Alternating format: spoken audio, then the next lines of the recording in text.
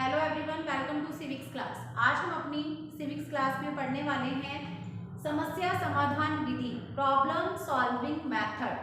ठीक है, problem solving method एक ऐसा मेथड है जिसमें बच्चा अभ्यस्त हो जाता है या निपुण हो जाता है अपने जीवन में आने वाली कठिन परिस्थितियों में किस तरह से सोच समझकर निर्णय लेना चाहिए और सही मार्ग का चयन करना चाहिए, यानी अपने जीवन में आने वाली समस्याओं को उसने किस तरह से हल करना है, किस तरह से तटस्थ होकर के बिना घबराए अपनी समस्याओं का समाधान खोजना है, इसमें वो पूरी तरह से निपुण हो जाएगा। तो इसका मतलब ये जो विधि है ये बिल्कुल पूरी तरह से करके सीखना सिद्धांत पर आधारित है।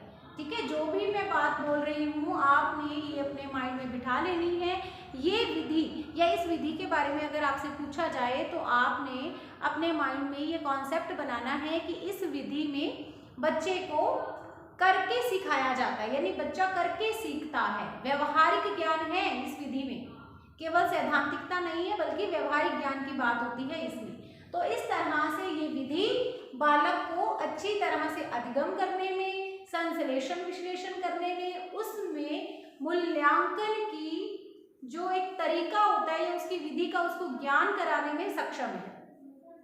और इसके साथ ही ये विधि बालक में उसके जीवन में आने वाली कठिन परिस्थितियां जो हैं या जो समस्याएं उसके जीवन में आती हैं उनसे किस तरह से निकलना है, अपनी प्रॉब्लम्स को कैसे सॉल्व करना है, ये उसे सिखाती है।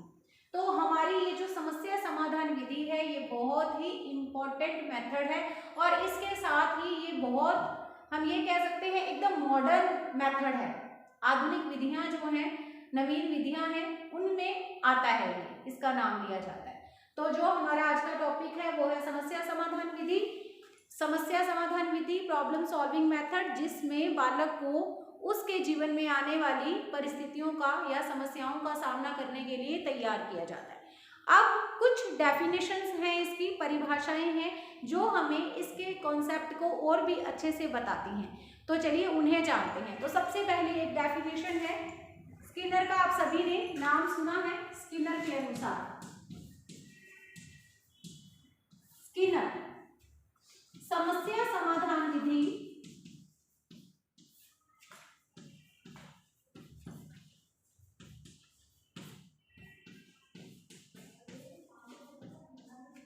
एक ऐसी रूपरेखा है जिसमें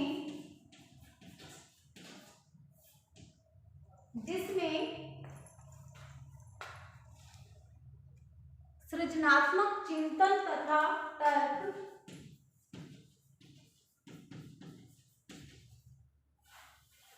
और परिभाषा आप लोगों को पता है स्टूडेंट्स, आप चेंज नहीं कर सकते हो। स्किनर ने अपनी परिभाषा में जो शब्द लिखे हैं आप उसको आगे पीछे नहीं कर सकते हो। ठीक है, तो इसके लिए हमें परिभाषा पूरी अच्छी तरह से आनी जरूरी है, यानी हम अपने अकॉर्डिंग इस लाइन में कुछ भी परिवर्तन नहीं कर सकते, सेम लिखनी होती है हमें परिभाषा। जिसमें सृजनात्मक चिंतन व तर्क दोनों होते हैं, दोनों होते हैं।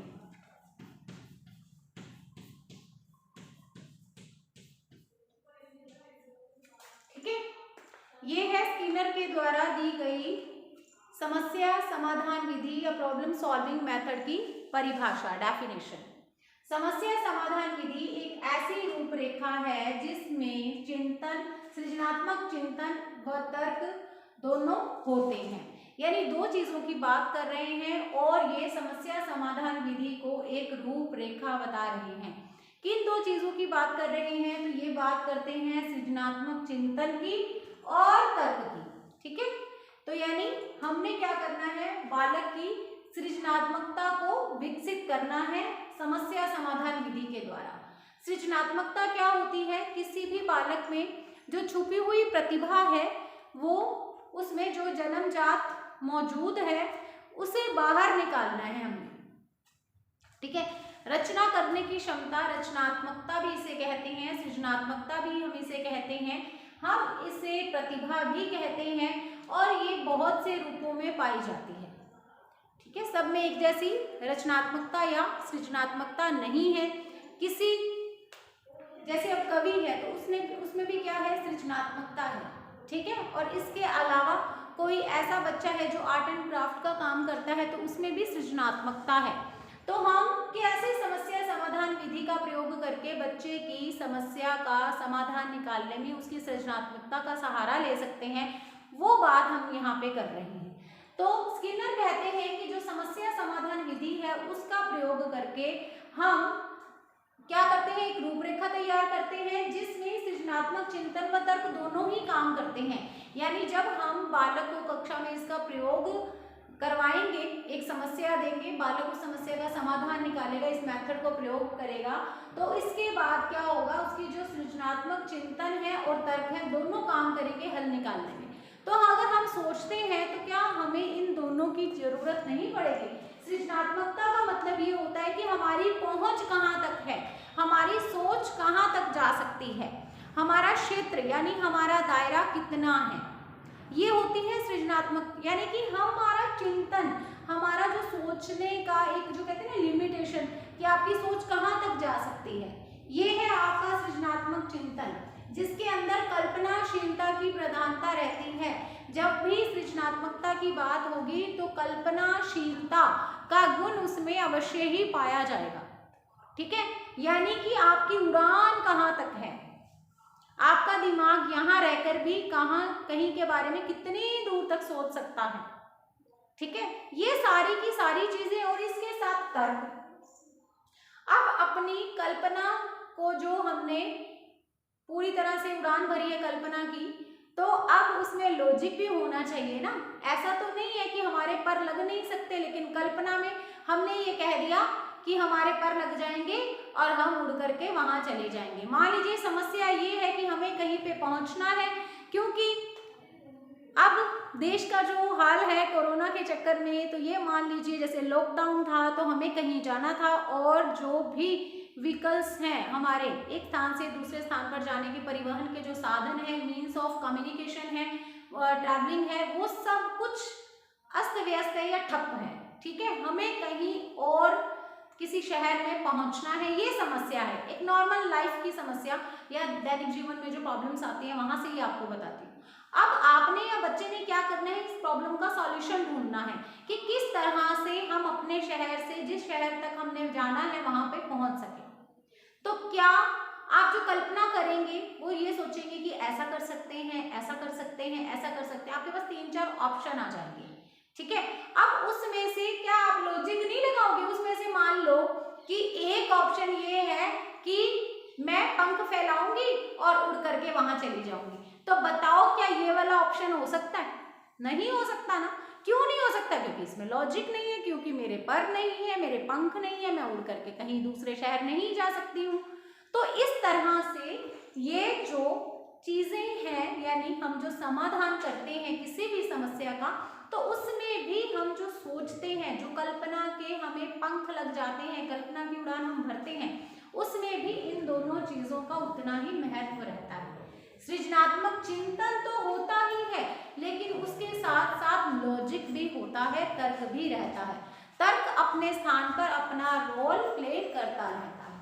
ठीक है, तो स्किनर ये कहते हैं कि समस्या समाधान विधि एक ऐसी रूपरेखा है जिसमें सृजनात्मक चिंतन यानी हमारी सोच का दायरा, हमारी कल्पनाशीलता कहाँ तक जाती है उसे जाने दिया जाता है, और उसके साथ उसे रोकने के लिए, ताकि जो पॉसिबल चीजें नहीं है कहीं वही ना आ जाए हल के रूप में, समाधान के रूप में, तो इसके लिए तर्क भी वहां मौजूद रहता है। ठीक है, अब ये है स्किनर के द्वारा दी गई परिभाषा। अब हम दूसरी परिभाषा के द्वारा की बात करते हैं, जो है गेट्स के द्वारा दी गई परिभाषा। गेट्स, अब देखिए गेट्स क्या कहते हैं इसके बारे में। समस्या समाधान शिक्षण का एक रूप है। समस्या समाधान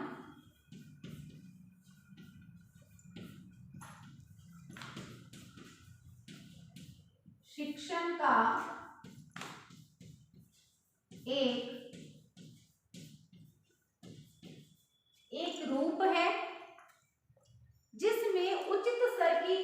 की जाती है, जिसमें उचित स्तर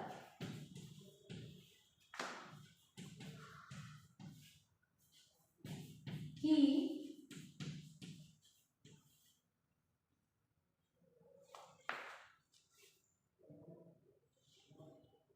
खोज की जाती है।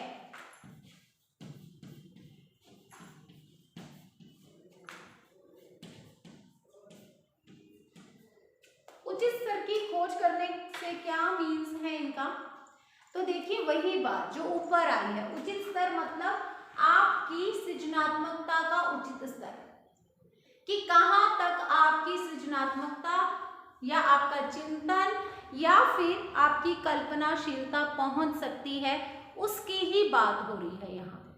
ठीक है, तो गेट्स क्या कहते हैं, इसे शिक्षण का एक रूप मानते हैं, टीचिंग का ही एक तरीका है ये, टीचिंग का ही एक रूप है ये, जिसमें उचित स्तर की खोज की जाती है। यानी आपके सृजनात्मक चिंतन का क्या स्तर है, आपकी कल्पना शिक्षा कल्पनाशीलता या फिर आपके सोचने की जो लिमिटेशन है, वो आपका दायरा जो है आपकी सोच का, वो कहाँ तक है, किस स्तर तक है, उसकी खोज की जाती है, उसे सर्च किया जाता है, उसे ढूंढा जाता है, या वो पता किया जाता है कि किस लेवल तक आपकी सोच जा सकती है।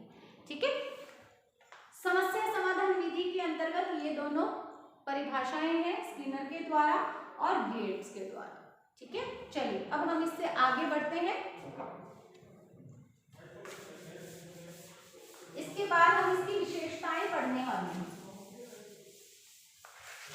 समस्या समाधान विधि की विशेषताएं।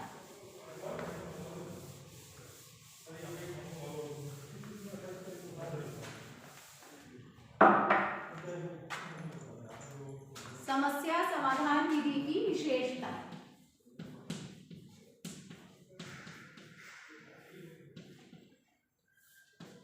तो विशेषताओं के अंतर्गत जो इसका पहला बिंदु है इसकी विशेषता का, वो ये है कि ये लक्ष्य केंद्रित क्रिया है।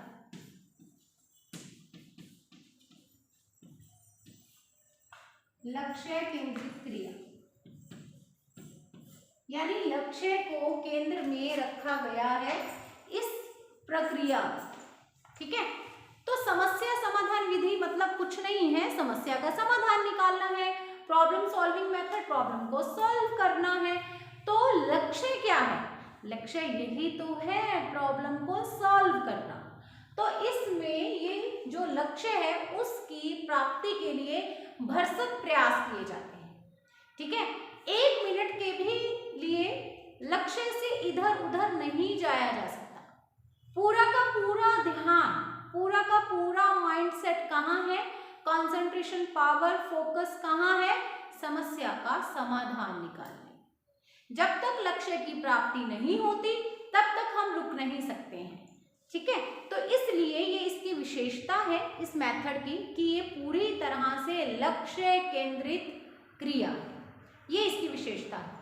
अब इसकी दूसरी विशेषता की बात करते हैं, सूझबूझ या अंतर्दृष्टि की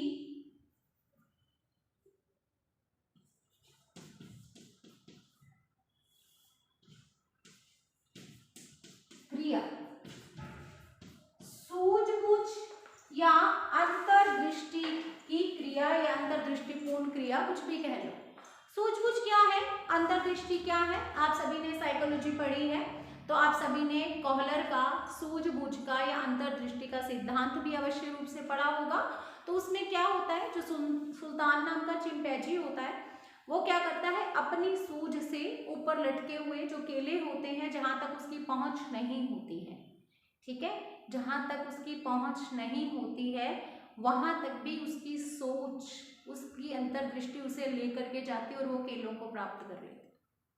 ठीक है, अब जो मैंने ये बोला पहुंच, ये शब्द बोलिए जहां पे सोच की पहुंच या उसकी खुद की पहुंच नहीं होती, तो पीछे वाली डेफिनेशंस में क्या लिखा हुआ था, क्या किया जाता है, उचित स्तर की खोज की जाती है कि सोचने का स्तर कहाँ तक है, सोचने की लिमिटेशन कहाँ तक है, उसको चेक किया जा सकता है। और इसके साथ ही उससे पहले वाले में क्या था, सृजनात्मक चिंतन और तर्क दोनों होते हैं इस विधि में, तो दोनों उसके साथ कॉरिलेट हो रहे हैं ना इसके साथ अब पूरी तरह से। तो सूझबूझ या अंतर्दृष्टिपूर्ण ये क्रिया है। कैसे?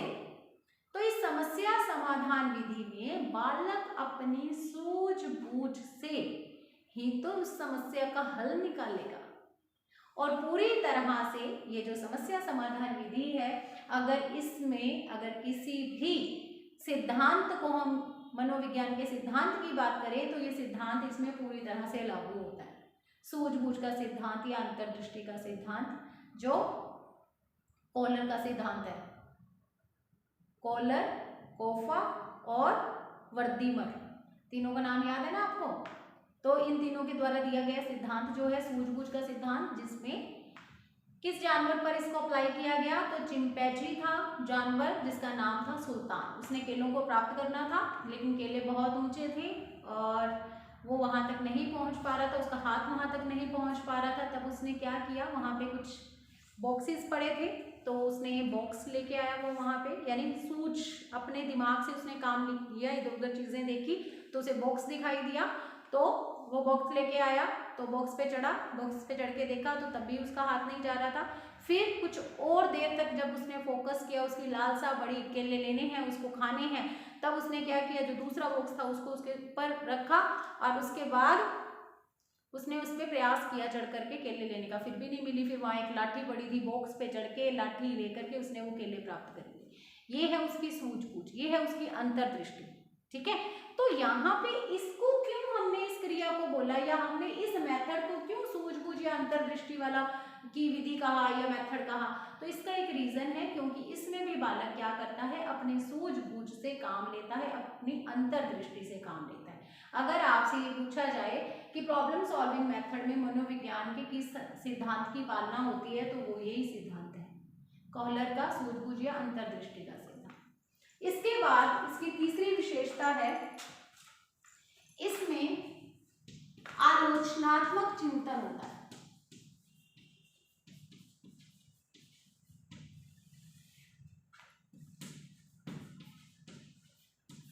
ठीक है, आलोचनात्मक चिंतन।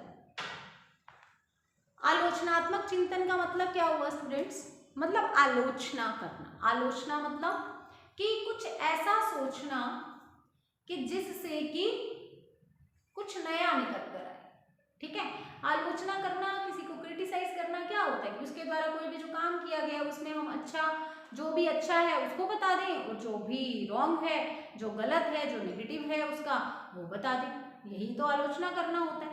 या फिर सामने वाले की बात का खंडन करना भी आलोचना कहलाता है। जिस तरह से कि एक मनोवैज्ञानिक या एक वैज्ञानिक क्या करता है, किसी दूसरे मनोवैज्ञानिक या वैज्ञानिक के द्वारा दी गया जो भी सिद्धांत होता है, जो भी धारणा होती है, उसकी आलोचना करके अपना सिद्धांत प्रतिपादित करता है। उसी तरह से यहाँ पे भी ये सिद्धांत क्या कहता है कि ये विधि क्या कहती है कि ये आलोचनात्मक चिंतन को बढ़ावा देने वाली विधि है। देखिए, जब इस मेथड को क्लास में अप्लाई किया जाता है, बच्चों को इस मेथड से उनकी समस्याओं का समाधान करना सिखाया जाता है, तो प्रत्येक बच्चे का दिमाग तो अपना होता है। ठीक है, मेरे सोचने का तरीका या मेरे सोचने का जो स्तर है या मेरी जो सृजनात्मकता है या मेरे जो लॉजिक है वो अलग है, क्योंकि मेरी बुद्धि आप लोगों से भिन्न है, मेरी पर्सनालिटी आप लोगों से चेंज है, मेरा वातावरण, मेरा कह सकते हैं वातावरण यानी कि घर, मान लो स्कूल में तो सारे एक जैसे ही रहते हैं, ठीक है, लेकिन सबके घर का वातावरण तो अलग अलग है ना, और इसके साथ ही आनुवंशिकता के आधार पर हम सब अलग अलग हैं। तो इस तरह से सबका अपना अपना एक सोचने का दायरा है। तो समस्या समाधान विधि में सब अपने अपने तरीके से उस समस्या का समाधान निकालेंगे। ठीक है, और इसके बाद वो जब अपना अपना समाधान रखेंगे सामने, तो इसका मतलब क्या कि उनको अपना समाधान बताया हुआ समस्या का तो सही लगेगा, और दूसरे वाले का उनको खंडित भी तो करना है, उनको ये भी तो बताना है कि भी आपने जिस समस्या का जो ये वाला समाधान बताया है उससे ये प्रॉब्लम सॉल्व नहीं हो सकती, बल्कि मेरे वाले से हो सकती है। ठीक है, आपको अपने आप को किसी से ऊंचा बताना है, तो सबसे पहले तो आपको किसी को क्यों वो पीछे है, क्यों आप उससे बेस्ट हो, ये भी तो बताना पड़ेगा। तो ये क्या होगा, ये आलोचना, जैसे कि मैंने बताया ना, कोई कि एक मनोवैज्ञानिक या वैज्ञानिक क्या करता है, दूसरे मनोवैज्ञानिक या वैज्ञानिक के द्वारा दिए गया जो भी सिद्धांत या धारणा होती है उसका खंडन करके अपना सिद्धांत प्रतिपादित करता है, उसमें कोई कमी निकालता है, ऐसा ही है ना।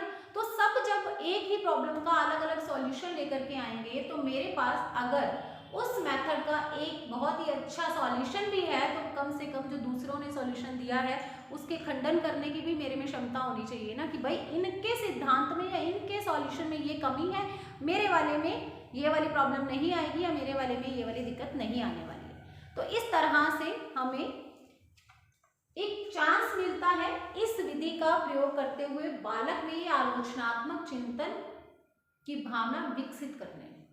ठीक है, ये चिंतन बहुत ही इंपॉर्टेंट रोल प्ले करता है। आप सोच के देखो, आलोचना करना मतलब किसी चीज को क्रिटिसाइज कर देना, किसी चीज को देखते ही ये जान लेना कि उसमें क्या क्या चीज अच्छी है और क्या क्या सुधार की आवश्यकता है या क्या क्या उसमें कमियां हैं, और फिर इन सब चीजों को देख करके अपनी चीज को उन कमियों से दूर रखते हुए बेस्ट बताना या बेस्ट बनाना, वो इम्पोर्टेंट रोल है। तो यहाँ पे समस्या समाधान विधि में बालक में ये आलोचनात्मक चिंतन अच्छे से आ जाता है। इसके बाद जो इसकी फोर्थ विशेषता है वो है सृजनात्मक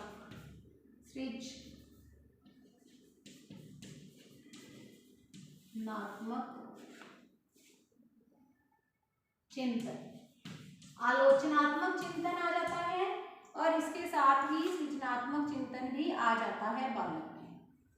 अब इस शब्द का प्रयोग तो स्किनर ने अपनी परिभाषा में ही कर लिया। वो ये कहते हैं कि समस्या समाधान विधि एक रूपरेखा है जिसमें सृजनात्मक चिंतन एवं तर्क दोनों होते हैं। तो ये वाली बात तो वहां पे ही आ गई है ना स्किनर में, और मैंने वहां पे आपको बता भी दिया कि समस्या का समाधान सब अपनी अपनी सोच के अनुसार अपनी अपनी कल्पनाशीलता का प्रयोग करते हुए जो भी उसका हल निकल सकता है वो निकालने का प्रयास करेंगे।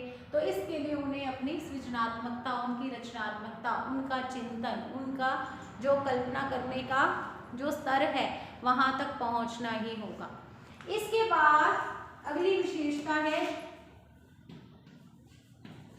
चयनात्मकता का गुण या फिर चयनात्मक। ये क्या है, ये जो विधि है चयनात्मक है पूरी तरह से। अब कैसे है ये विधि चयनात्मक? चयनात्मक मतलब चयन करने सिखाने में ये दक्ष है। किस चीज का चयन करना है बताइए? उचित समाधान का ही तो चयन करेंगे, और किसका चयन करेंगे? देखिए, बच्चे के सामने समस्या, जैसे कि मैंने कॉन्सेप्ट में ही बताया स्टार्टिंग में ही क्लास के, कि बालक को समस्या समाधान विधि से क्यों पढ़ाया जाना चाहिए या उसको ये विधि से क्यों अवगत कराना चाहिए, क्योंकि जीवन में जब भी उसके जीवन में समस्याएं आएंगी तो बालक उससे सीखेगा ना। बालक उससे सीखेगा किस तरह से हमें कठिन परिस्थितियों में भी बिना घबराए उस प्रॉब्लम को सॉल्व करने के लिए क्या क्या तरीके हो सकते हैं या उसके क्या क्या समाधान हो सकते हैं, वो खोजने का वो प्रयास करेगा, और उसके बाद उनमें से जो भी सटीक है सबसे उपाय या समाधान उसको चूज करके अपनी समस्या का समाधान कर लेगा। यही चीज तो हमने उसको सिखानी है। तो यहाँ पे उसे चयन करना आ जाता है कि जो उसके पास इतने सारे ऑप्शन हैं उस समस्या के समाधान के रूप में, उनमें से सबसे सटीक और सबसे उचित कौन सा है वो उसी को अप्लाई करेगा। ठीक है, तो चयनात्मक प्रक्रिया है या फिर इसका गुण है इसका चयनात्मक होना। चयन किसका? समाधान का चयन। जैसे कि मैंने पहले ही आपको बताया कि आपके पास ये समस्या है कि आपने लॉकडाउन है या कुछ भी व्हीकल से इधर उधर नहीं जा रहे हैं, तो आपने कहीं जाना है। अब आपके पास कई ऑप्शन हैं, 3 या 4 ऑप्शन है कि या तो आप ऐसा कर सकते हैं, या तो आप ऐसा कर सकते हैं, या तो आप ऐसा कर सकते हैं। तो उनमें से किसी एक सबसे सटीक ऑप्शन को तो आपने चूज करना ही होगा ना, तभी आपकी इस समस्या का हल निकलेगा। नहीं तो फिर समस्या अपनी जगह पे ही बनी रहेगी। तो आप क्या करेंगे, आप तीनों ऑप्शंस, चारों ऑप्शंस पे अच्छे से बैठ करके चिंतन करके विचार करके उसके बाद निर्णय लेंगे। तो आपको क्या करना होगा, उन चारों में से, तीनों में से एक को चूज करना होगा जो सबसे उचित है, जो सबसे सटीक है, जिससे समस्या का तुरंत तुरंत हल निकल जाएगा। तो ये है चयनात्मकता का गुण जो कि इस मेथड में होता है। इस तरह से इसकी विशेषताओं में क्या क्या चीजें आई हमारे सामने, तो यहाँ पे लक्ष्य केंद्रित क्रिया है, ये इसकी विशेषता है। सूझबूझ या अंतर्दृष्टि की क्रिया है, या अंतर्दृष्टिपूर्ण क्रिया है। आलोचनात्मक चिंतन का गुण आ जाता है, सृजनात्मक चिंतन का गुण आ जाता है, और ये प्रक्रिया एक चयनात्मक या फिर ये विधि चयनात्मक है। ठीक है, तो समस्या समाधान विधि में आज की कक्षा में इतना ही। अब मिलेंगे हम अगली कक्षा में इसी टॉपिक के साथ। God bless you, have a nice day.